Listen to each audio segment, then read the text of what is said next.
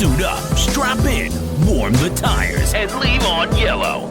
Time for the MitsuTimes podcast, presented by MitsuTimes.org, the home of the fastest Mitsubishi cars. With your host, Josh. Hey, what's going on, guys? It's Josh from MitsuTimes. Today, my guest is Mr. Matt Wheatley. He is the owner and driver of the Slapchop Colt. How are you doing today, Matt? I'm doing well. How about yourself, Josh? Pretty good. I almost said Mr. Matt, like a weirdo. So, as much as I love the other Colts out in the community, Aaron and Warren and all those guys, I got to say, this one is my absolute favorite. I think your level of craftsmanship has elevated this platform to a place where I don't recall it ever being. Oh man, that's a big comment. Thank you. I appreciate that. Absolutely. It seemed like you've done everything right. You've checked all the right boxes, and it sucks. It seems like every time you kind of get a chance to stretch its legs, either the event gets in the way or there's something just keeping you from really ringing it out. Yeah, I mean, I'm kind of a mellow sort of dude when it comes to working into a platform, so I'm just taking it easy, just little steps at a time. Yeah. And sometimes you find the big leaps taking small steps. You don't want to break something at 200 mile an hour in a little Colt. Might as well find it while you're going 160. Yeah, I'm hoping to get there. We'll see. Heck yeah. So, Matt, why don't you tell us about the setup in the Colt? So the car is an 89 Plymouth GL originally, so it was a front-wheel drive 1.5 car that I converted to all-wheel drive. Engine and chassis management is all Motec, so it's an M150, their dash, and PDM. The short block is a 7-bolt billet block. It's got Devon's Boostin' Demon Spec rotating assembly in it. Wow. And head game's 1G head. The turbo's a Precision 7685. Drivetrain is a 2G Auto Trans, all Kegley parts in it. Rear end is a stock 3000 GT, shortened rear axles, custom 2-piece drive shaft, and then the front axles are kind of a hodgepodge of stock, AutoZone or whatever, Rock Auto parts. It's a Elantra axle and a 1G DSM axle. Oh, wow. Kind of mixed together. Yeah. And then currently we're on a 26 by 8.5 tire on a 15 by 9 wheel. Brakes on the car are kind of a custom TBM setup. We use Warren's anti-lag 1G DSM brackets that have been modified for the spacing for the TBM brakes. And we've got an electric brake pump out of a hybrid Toyota car for staging. A little different than using a vacuum pump with a brake booster that most of the guys can fit. The car has a 25.5 that was done by Norm on the west side of Indianapolis. Same guy that just did Aaron's car, and I think maybe did Chance's car and a few other people's. He does everybody's local for the most part. Suspension is a bit of a mix, so it's got like K-Sport front coilovers with Yoshi Fab camber plates, which most of the Colt guys will know what that is. Expo knuckles, 1G hubs, and then the rear is kind of a custom setup. It's got a Viking long travel coilovers on it, and then it's got a custom hat for the top. The Colts use a longer shock than the 1G DSMs. So in order to use all the factory OEM Colt mounting locations, I wanted to make a few parts to not, I didn't want to cut the shock towers out of the car. Yeah. So all that's still stock location. Wow. And then the car has a few carbon bits on it, and nobody really makes anything for the car. So I made a hood, a roof, front bumper, side skirts, wing, all that stuff. It's all 100% carbon, vacuum infused, and then that's really about it. It looked like swapping that Colt over to a carbon roof was certainly a project. It wasn't as bad as I thought it was going to be. Okay. I was actually really lucky. The guys out of Michigan had a mold for a Colt roof already. That's how Warren did his. So that's the one mold I didn't have to make, and it saves so much time not trying to make a mold and a plug. So I really appreciate those guys for letting me borrow that. It just but looked it like wasn't bad. Wow, okay. It looked like a pain in the ass to get in there, but maybe that's just how it looked in the pictures.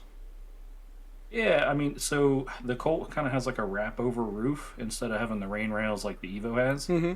So you've still got to remove all the glass, and then you use these. The easiest way is these small sanders, like these tiny belt sanders, and you just sand away where the spot weld is on the factory metal. Oh wow! And you just pop it off. Yeah, I mean, I'm not gonna say it was easy, but there was three of us working on it. I had Aaron and Matt over and made pretty quick work of it. Took us an afternoon. Hell yeah, man! And then just glued it on, put some rivets on it to hold it in place, and went to town. So, Matt, coming from the Evo world, what was it about this Colt that made you get into the platform? Yeah, see, most people probably wouldn't pick a Colt. Probably the first thing was I was a hot hatch guy forever. I came from a different chassis setup years ago in high school. Mm-hmm. And we were, I don't know, I think I was hanging out with Aaron one day, and Jason Tannen had all-wheel drive swapped that four-door, and he sold a how-to DVD on that little Evo swap. And ever since then, I was like, man, I gotta build a Colt someday, all-wheel drive swap it. It ended up not happening. Aaron picked up a Colt locally, and I kind of lived through his car for a while, and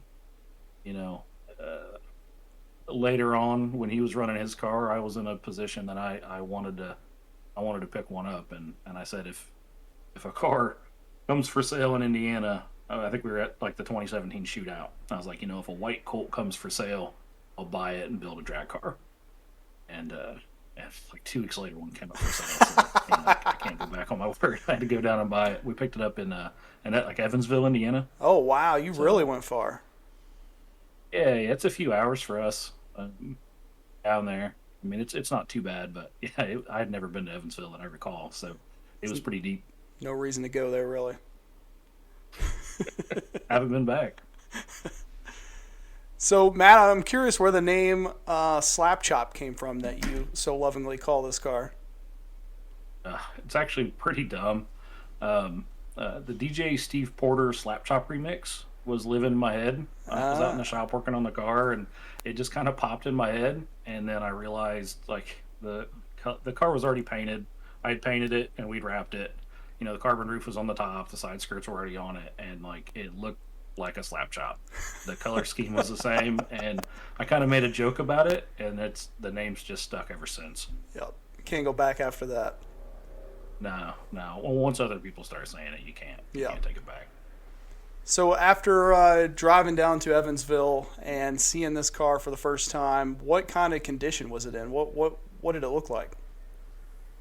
It was all stock body, pretty decent condition, and still was 4-lug.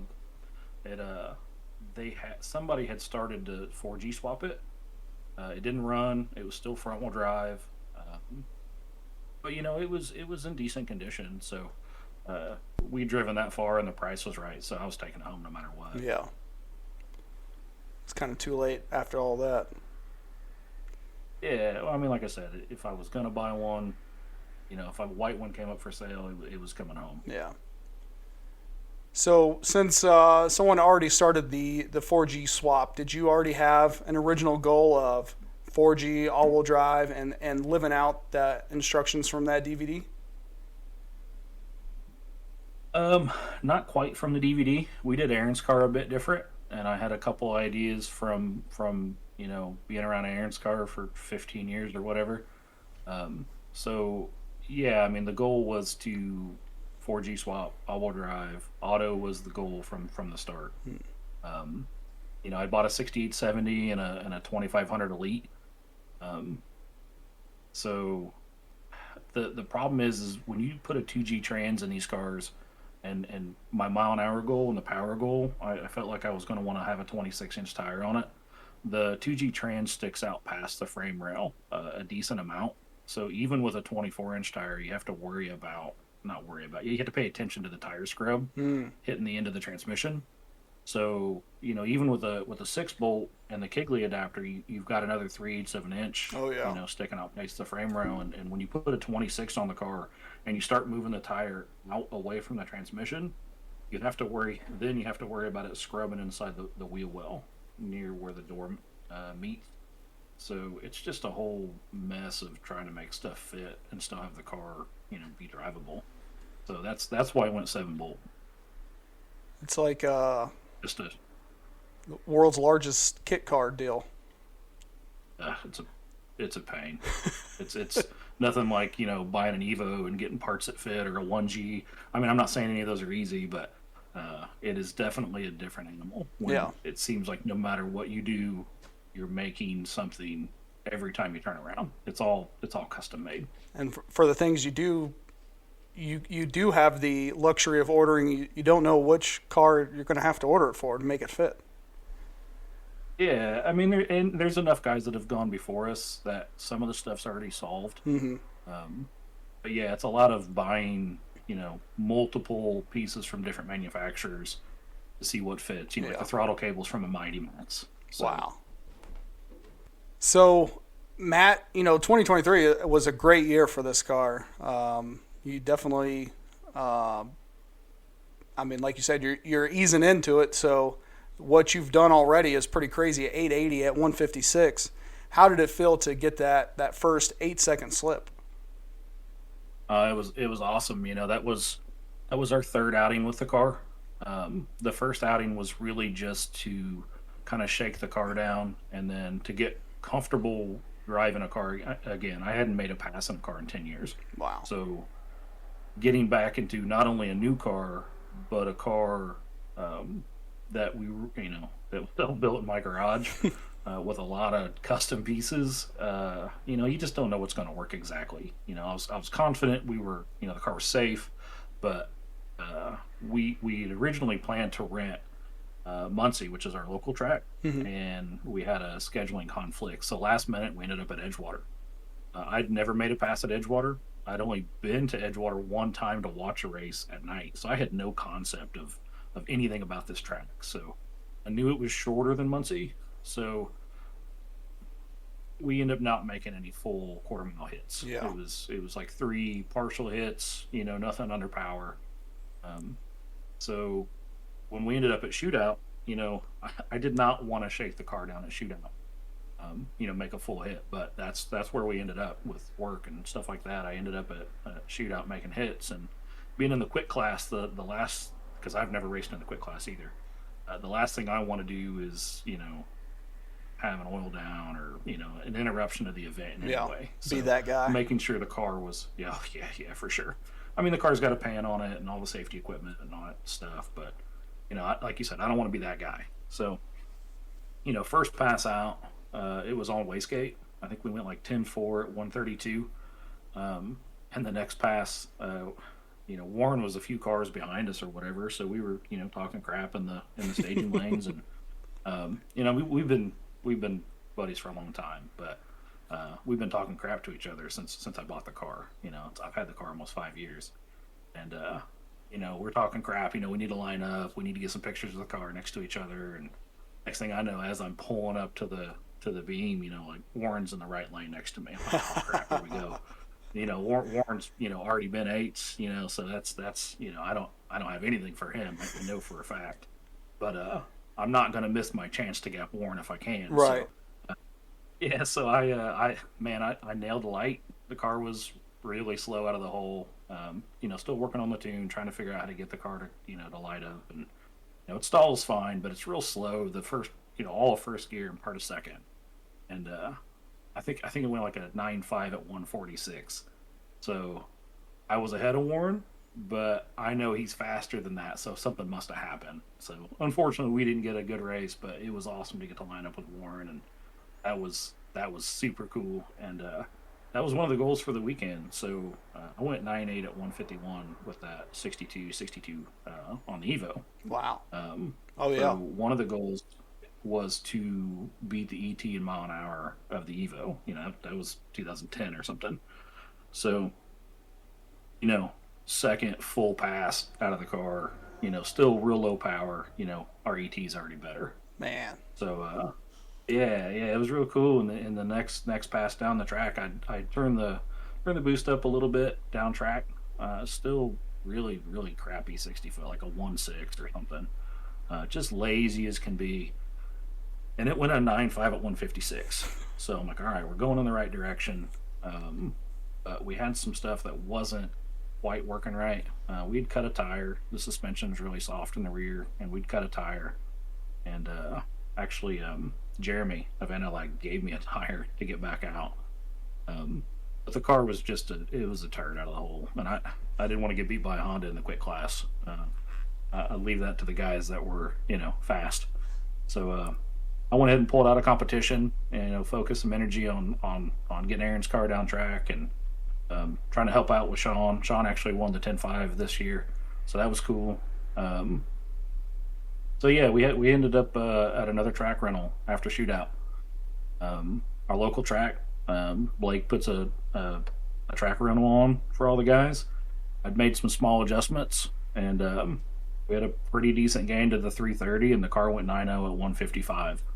So I knew we were on the right track. It still wasn't a great 60 foot, but after the 60 foot to the 330 we picked up. So made another adjustment, and our second and last pass of the track rental, that's when we went 880 at 156. Man. So yeah, and it's, I hate to say this, like, it's not really turned up yet. I mean, the mile an hour hasn't changed. So we're chipping away at the short track, just making incremental changes, and I think we've got another 0.2 where the power is now. So changes are already made in the car. Suspension changes are done. Just waiting for the weather to clear up. I bet you're just chomping at the bit, ready to go. Yeah, for sure. I mean, I've got another project in the garage. It's not a 4G car, so I can kind of focus some of my energy away from being stir crazy. So. Good deal. So Matt, making a build as extensive as you have, there's so many people out there, not so many people, but there's a handful, couple dozen, I would say, out there building Colts right now. You think that if you could start all over and do this build the same, that you would, or would there be anything that you would change? I think I would be more realistic with what my end goal was. And I probably would skip some of the things that I did multiple times. Okay. I'm not, once you know something, you don't make the same mistake again, hopefully, right? So I think I would try to avoid some of that. But as far as somebody new coming into a Colt, be realistic with that's any car. Be realistic with your budget, your goals, and your abilities. Especially with something like a Colt where you're not buying a lot of off-the-shelf stuff. If you can't fabricate it yourself, then you need to not only find a shop that will be willing to do it, but be able to afford it. Yeah. At whatever level you want to be at. Yep. And be prepared to break that. Oh, 100%. I feel like we see a lot of... people stretch their wallet so they can build this amazing race car, and then the first thing breaks and they have to part it out because they just can't afford to, get it back there. Yeah, it's a real shame. Like a race car isn't like the sum of its parts, to actually go racing. If you want to make a hit occasionally, which is more what the Colt is. I mean, realistically, it's more of a fun experiment, learn how to do stuff, and maybe try to hit some ET goals, but realistically, that is not a competitive chassis to go class racing with. So, but even so, just like you said, people break it the first time and don't realize that, in anything on the edge, you need multiples of. Yeah. But then it's also work. It's a lot of work, time, not just money, but time and work, and you have to have a good group of people around you. Trying to do this stuff by yourself is hard. Yeah, that is. I feel like we kind of tell the same story every podcast, right? Like, you can't do this by yourself. It'll be even more difficult, if not impossible. Yeah, definitely. And if you think that, if you think you want to go racing, I find somebody that's local that is into the same, not even necessarily the same platform, but it is easier if it's the same platform because you can see the struggles. Right. And make the determination because, I didn't race for a lot of years and I had a lot of fun helping other people go racing. Yeah. I want to drive. That's what I'm into. But if your schedule or budget doesn't allow, tons of people need help. So most people, obviously not the people that have dialed programs, but the people that are working on their car for the first time, most of them are going to be really appreciative of good help if that's something you think you can provide. Yeah. So Matt, what would you say your goals for 2024 are with this car? I want to chip away at the number we've already hit. I've got a long-term goal for the car. But I think for this 2024, if we could get automates would be ideal, and I think probably feasible. Like I said, the car wasn't really working very hard. We didn't really do anything to the car all year other than take it out and run it. Right. Other than the new build learning woes, the things of what not to do and what fits, what doesn't fit. So, yeah, probably, try to get out a few times in 2024 and low eights would be pretty awesome. Realistically, just inching ahead of Warren would be awesome. Yeah, that's what I was going to say. Works towards that, you're number 3 on our CSM TV CSM list, so you're just barely behind Warren. Yeah, I'd like to be polite here and say I'm quite a ways away from Warren. What, 4/10 or something? I think 5/6. Yeah, 4/10. Whatever. It's in a rear-wheel drive tube chassis car, half second mid eights is not that fast, but in a short wheelbase 4-cylinder all-wheel drive car, it can be a challenge to make those steps. Sometimes you get lucky and you run a 880 on your 5th pass or whatever, and yep. Sometimes you struggle and you fight for it. So I think we have a good program and we'll chip away at it, but I don't want to jinx myself either. I would just love to see, as an auto guy myself, I would just love to see an auto at the top of the CSM list. That would feel great. Yeah, and even though I'm in an auto, I'm a stick shift guy at heart. I love a stick shift car. Gonna get a lot of hate for this. There's a whole bunch of stick shift cars that don't do a whole lot of clutch work. You know what I'm saying? Oh, yeah. Yeah, those cars are still their work.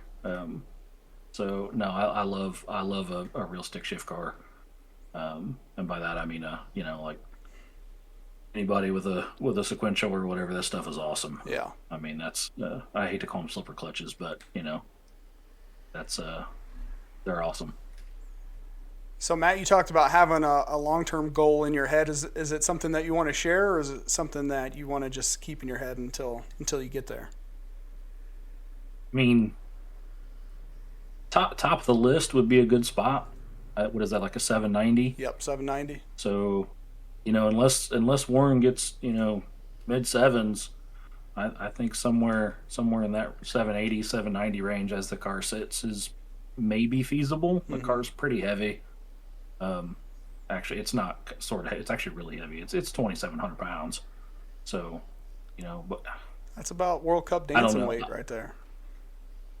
Yeah, that's been discussed. I don't know if we want to. It's still got steel doors with roll-up windows, and it's got all that stuff still. So I don't know if we drop weight to keep the turbo that's on it, or if we add a little weight, leave the doors as they are, and put a bigger turbo on.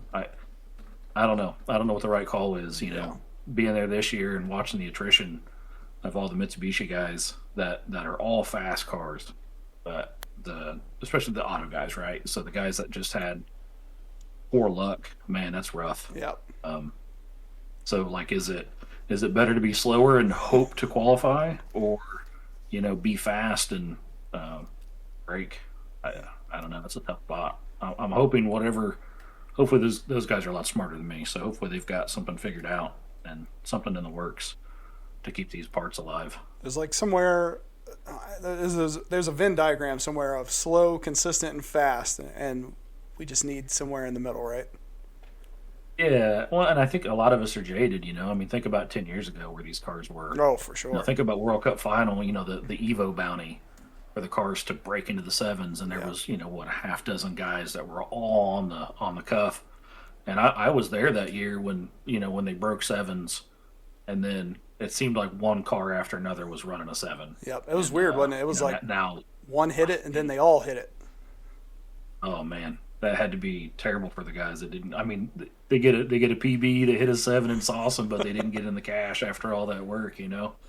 So yeah, that's so hopefully we see the cars progress, and the parts, because I mean the auto stuff's pretty awesome to a point, right? And then stuff's getting harder to keep together. So it's I don't want to say it's easy to make power in the 4Gs, but for such an old engine, they hold their own pretty well. That they do. That's why one thing I'm glad that you went with was the billet block, because I feel like, we don't get a lot of grassroots feedback. We just hear from big shops like, yeah, the billet block works. Okay, well, how? Why does it work? Why does it work so well? Why is the price difference so worth it? So that's one thing that I really like about your build. Thank you. And for me it was just to go to 7-bolt to have a little bit more clearance. Yeah. But there's some other benefits also. Now, I'm not going to say that, you put a 1,000 horsepower cast block next to a 1,000 horsepower billet block, that there's going to be any significant advantage, right? And people break the billet blocks. I don't want to say just as much, but you break a rod, you're breaking the block, but you can fix the billet block. Yeah. They are stiffer, so potentially better ring seal. Some stuff not moving around as much. So my car's a dry deck, copper gasket, large head stud, but it's not, they're not L19s, so they're not crazy expensive. There's some drawbacks to the billet block too. It's got some different fitment issues that you don't run into with the cast. So, is it worth it to everybody? No. Yeah. Definitely not. But I didn't have a 7-bolt cast block, and I didn't really want to buy one. I had a 6-bolt cast block, still do. I love the 6-bolt, love cast stuff. But I think for somebody that's wanting to go racing, a billet block and a spare is not a bad thing. Absolutely. And that, that's, you talked about those fitment issues. That's one thing that I wish that we could document more, because like I went to a World Cup obviously last year, and I see Mike Waller grinding on an oil pan. I'm like, what are you doing? Oh, well, the billet block, the main studs will hit this part. Yeah. What? So yeah, because everything's a little bit bigger. Yeah. So yeah, that's one of the things, and then your bell housing bolts intersect the head studs. Oh wow. And then on the engine mount, one of those bolts will intersect the head stud too. So you got to be careful to not get into those studs with the hardware. And then I had to do some weird starter clearancing, but it doesn't seem like everybody does. So just some little stuff. I mean, it's not major at all. Yeah. And it doesn't seem like every block has it. I think there's maybe a couple different generations or something. Maybe they changed the tooling process. I don't know. Interesting. So Matt, what would you say is your favorite thing about this Slapchop Colt? Probably not the car. It's the community. I've been in Mitsubishi stuff for a long time. Gone to shootout for a lot of years.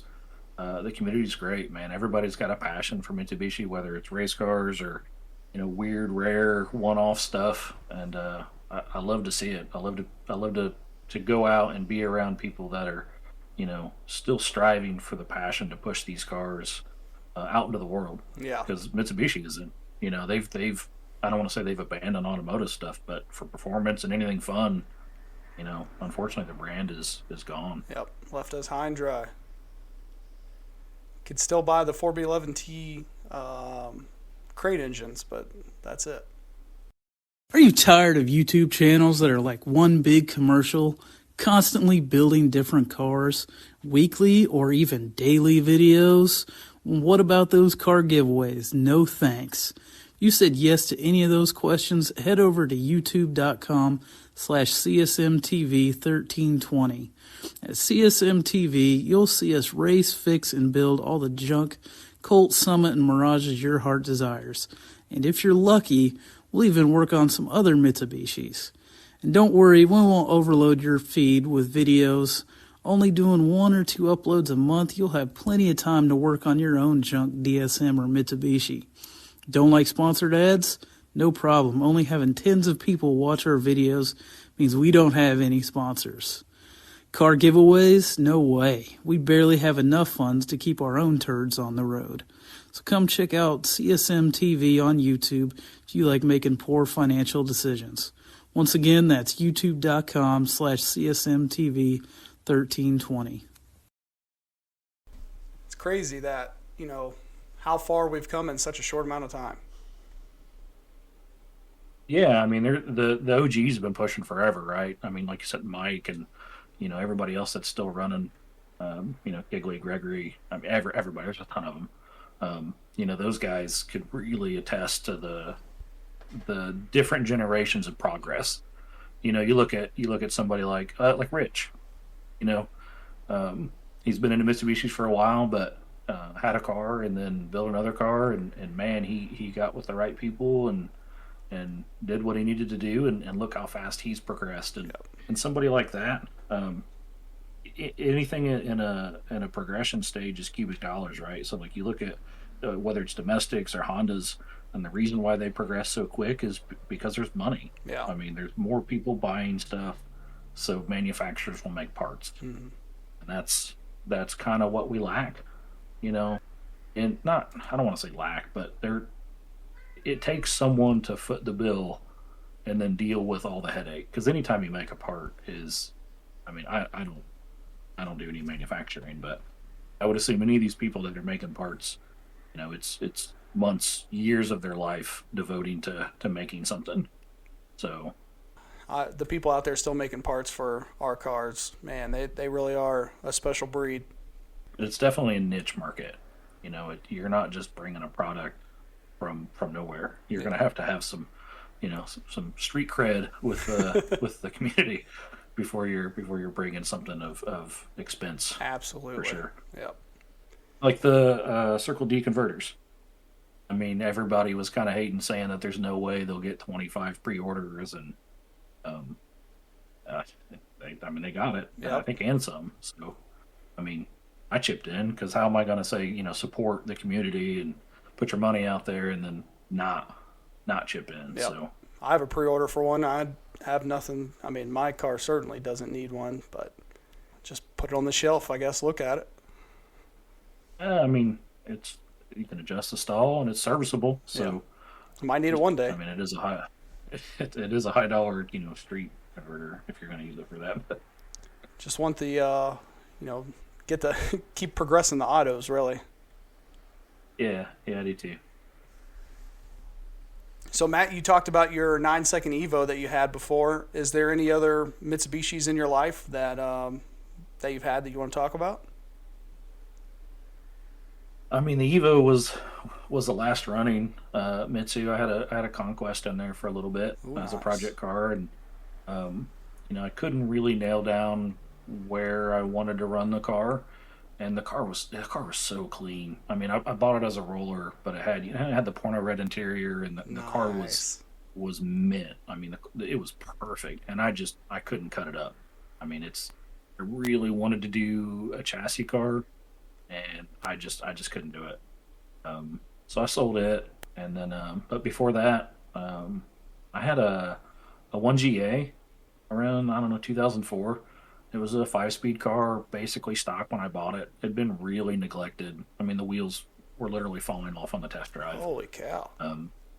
But yeah, that car was awesome. I mean, it was an Evo 316G, a set of cams, exhaust, link, nothing crazy. Even at the time, that wasn't anything out of the norm. And a bunch of FP parts, and that car was such a blast. That I don't know, 350, 400 horsepower, whatever it made is pretty hard to beat. That's the same thing with the Evo. Like it was stock when I bought it, other than an exhaust and a set of wheels, and the funnest setups on that car, was like a 35R, 500-600 horsepower. Yeah. Daily drive it to work. That was probably the most fun in that 03 Evo. But yeah, that's it. Other than parts cars, I'm not like some of these down here with 25, 30 Mitsubishis in their backyard. Hoarding all the parts. I wish I could.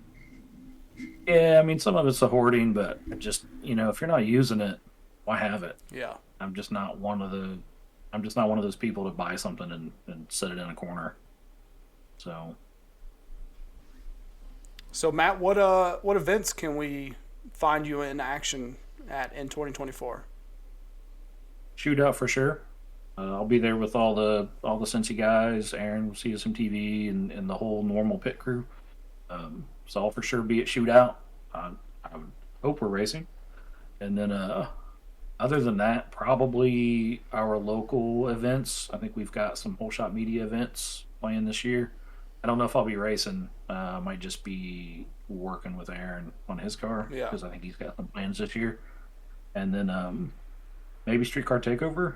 The Colts fit in a weird spot. Like once you kind of make them not like a rear-wheel drive street car, they don't really fit anywhere. Nobody likes all-wheel drive stuff and no prep, or almost nobody does.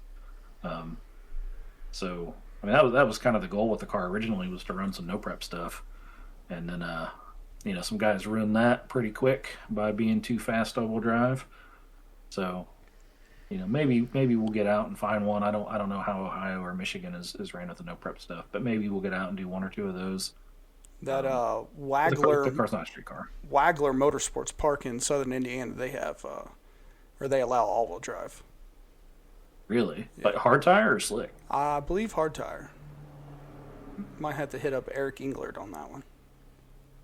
Yeah. I know. I ran into him at World Cup last year. Yeah. And I think I remember him saying a little something about that. So, yeah, I mean, maybe that's an option.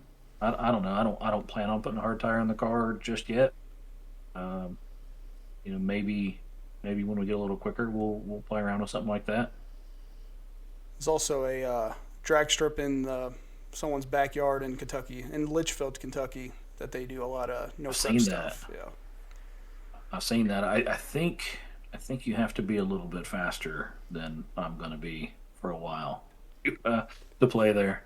Eric ran his MR2, but it may have been he just fit in that class better because it was rear-wheel drive. But it's maybe I think one of the been sketchiest runoffs I've ever seen. Yeah. Didn't they extend that? They did a repave where now, like when you come in through the quote-unquote gate, you kind of go across the runoff. But like a repave, like straightened it out a little bit. So I gotcha. That might be kind of fun. Yeah, it's a cool feeling. Like kind of feels like the shootout because everybody's up on the line. Car blows up. It's definitely taking out 10 people, kind of deal. Ugh.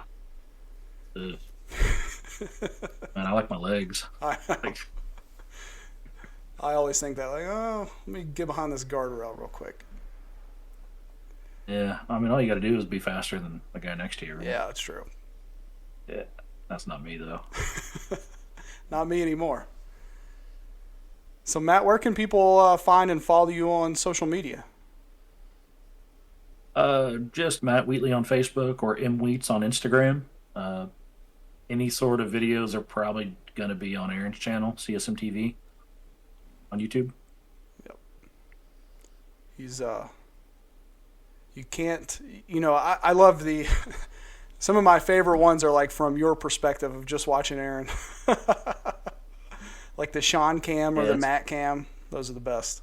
Yeah, it's a good time, man. I I don't really do well being on camera, and Aaron's kind of like a one take only sort of guy. Yeah. So, and if you say something dumb, it's going on the internet for sure. But, it keeps people straight, right? I don't blame him now that I've kind of got into videos. It's like, man, this is so hard to edit. A 1 hour video take me 6 hours to edit. I'm just gonna run it like it is.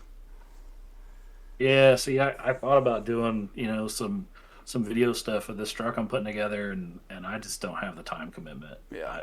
I don't know. I've watched them do stuff, and it's like, yeah, like you said, it's 1 hour of work is half a day, and then you post it for somebody to crap talk you. Yeah. I'm just not Get in the not comments, tell invested. you you're slow.